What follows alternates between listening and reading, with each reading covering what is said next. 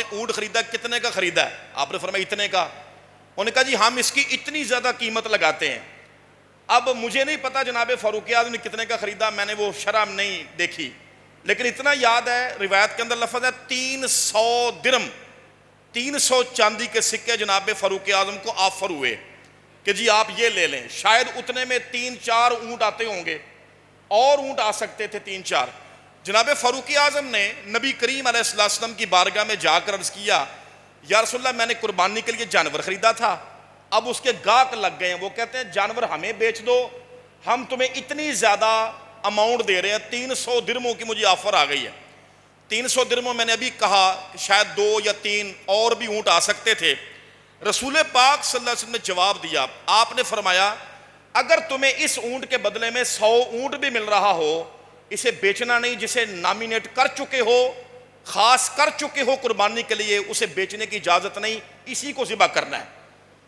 تو کئی لوگ ایسا کرتے ہیں کہ وہاں منڈی سے جا کر جانور لے کر آئے، جانور مل گیا سستا، 50-60 ہزار کا کوئی بکرا لے آئے، تو جانور بڑا خوبصورت، تو آئے تو جناب ہمسایوں نے کہہ دیا یہ ہمیں بیچ دو، 80 ہزار لے لو ہم سے۔ تو بندے نے سوچا وہ ہوئے 80 ہزار روپیہ، مجھے تو 20 ہزار کا نفع ہو رہا ہے، میں تو پھر سے جا کے کو خرید لوں گا، تو بھائی اس سے یہ پیسے مل رہے ہیں۔ تو وہ بندہ ایسا نہیں کر سکتا شرعی طور پہ، اس پر قربانی لازم ہو گئی ہے، اور اسی جانور کی لازم ہو گئی ہے جس کو وہ مقرر کر چکا ہے، خاص کر چکا ہے قربانی کی نیت سے۔ میری بات سمجھ رہے ہیں؟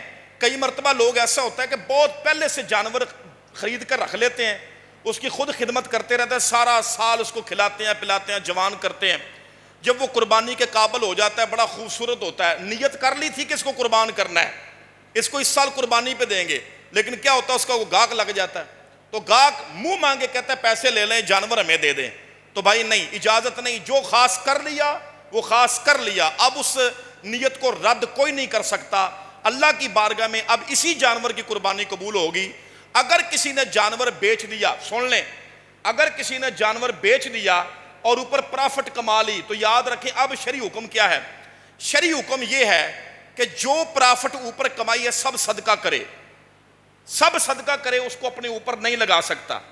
اللہ تعالیٰ کی بارگاہ میں معافی کا صرف یہی ایک طریقہ ہے، ذریعہ ہے کہ وہ اماؤنٹ اپنے اوپر خرچ نہیں کر سکتا، گھر پر نہیں لگا سکتا، وہ اماؤنٹ بھی خیرات کرے، اور یا پھر ایک جانور اور لے کر آئے ان ساری اماؤنٹ کا، اور وہ لا کر ذبح کرے۔ 60 ہزار کا جانور لے کر 80 میں بیچا، تو اب 80 میں جا کر جانور لے کے آئے، 1 روپیہ بھی اپنے اوپر خرچہ نہیں کر سکتا، کرایہ بھی نہیں دے سکتا گاڑی کا جانور کے لیے اس میں سے، بلکہ سارے پیسوں کا وہ جانور لے کے آئے، شریعت کی بارگاہ میں یہ کفارہ ادا ہو جائے گا۔